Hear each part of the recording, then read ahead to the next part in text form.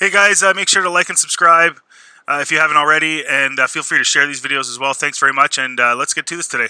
So, Star Wars: The Rise of Skywalker, Abrams Cut reportedly exists. Is close to 4 hours long. Now, I don't know, man. This is shortly after Star Wars: Rise of Skywalker hit theaters. Fans began petitioning. Fans petitioned Lucasfilm apparently to release this. Does anyone know about this? Send me the link. I don't know anyone that was petitioning for more J.J. Abrams longer Rise of Skywalker cut. So somebody please tell me where, when, who.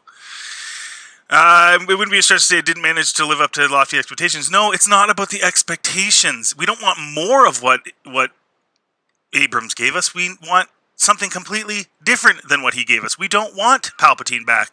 We want Anakin to have killed Palpatine and that to have ended the way that it did. He previously admitted that he had a final cut of the Star Wars of the Force Awakens. Yeah, see that? Yes. So it's hardly as if he'd agreed to replace Colin Trevorrow. Troll. Yeah, they did a whole pile of reshoots for Rise of Skywalker. There was a whole bunch of stuff about the New Republic and Leia that they didn't put in the Force Awakens either, which I thought was pretty stupid. They should have put it in there and give us better explanation of what the heck has been going on for the last 30 years instead of just, oh look, there's the Empire's back. Vault somewhere, despite the director saying he has no interest in revisiting The Rise of Skywalker. No, and he shouldn't. That's wise, JJ. Wise. Don't put more of what you did. We don't want more. Now, a new leak has revived the story, claiming there's a 4-hour Abrams Cut features countless scenes. Leak originated on Reddit. It was called the Lucasfilm Insider, who worked on the sequel trilogy, but deleted their account shortly after posting these reported revelations. So you may want to take it with a grain of salt. Yeah, I mean, Abrams initially had hoped to work with George Lucas, but that didn't work out. When George walked, JJ had almost attempted the same. Bob Iger stopped him. Rey was to be the granddaughter of Anakin. Ah, okay, that I can get behind. Eventually pushing for her to be Luke's daughter. He had with a fellow rebel after the war. Okay, I don't know. I mean, here's the bottom line. Okay, so if this is a different cut entirely, so there's no Palpatine. Okay, so that actually is better. It is the Skywalker saga. I know people are like, oh, I love that she was a nobody. Yeah, that's cool, but this is the Skywalker saga. It's not about nobodies. It's about their family. Do another trilogy down the road, or do another trilogy right now, whatever, that's about a nobody. You can do that. You can do that anytime, but if you're going to market it as the Skywalker saga, it's going to be about the Skywalkers, then she needed to be a Skywalker. It made absolutely no sense that she wasn't a Skywalker.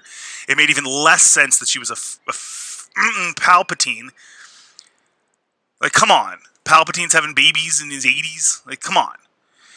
Ben Solo would have also been redeemed, but only through death. Okay, so similar things, a little different.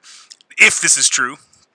I suspect it is not. I suspect it's just more Palpatine nonsense. There are obviously a lot of holes in this story, with George Lucas never having been involved in any of the sequels in an official creative capacity, not to mention that most big-budget blockbusters tend to be between 3 and 4 hours long, yada, yada, yada. Now, the only thing I would say is the Rise of Skywalker, one of the faults is that it moves too fast. So if it was a longer movie, maybe 3.5 hours longer, it would have been less, the pacing would have been better. On the flip side, though, then you would have had time to think about what you were watching, and I remember sitting watching The Last Jedi thinking, this is terrible. Like, this is a horrible movie. But with The Rise of Skywalker, I couldn't even get to that point because everything moved so fast. It wasn't until I left the theater, sat down on the couch at home, and went, what in the name did I just watch? Like that, literally, that, because it was just, you couldn't process anything. So maybe if it was longer, it would be worse in a sense, because then you'd be processing it while you're watching the movie. Abrams had seen Kylo as a tragic villain and wanted to tell a dark what-if story of the redemption of Vader.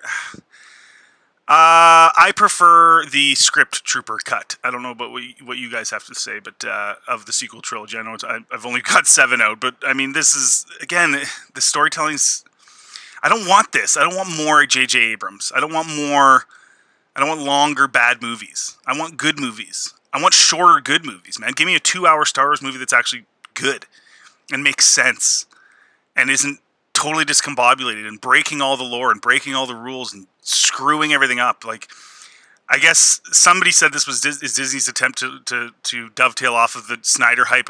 This will not work. People are not happy, and I would not do this. You guys tell me what you think in the comments section. Do you want to see a 4-hour version of Abrams? If it is Rey as a Skywalker. I mean, I don't even want. I just want them to redo the sequels personally. So you guys let me know what you think in the comment section. And again, thanks a lot for watching. Like and subscribe. Have a good day, guys.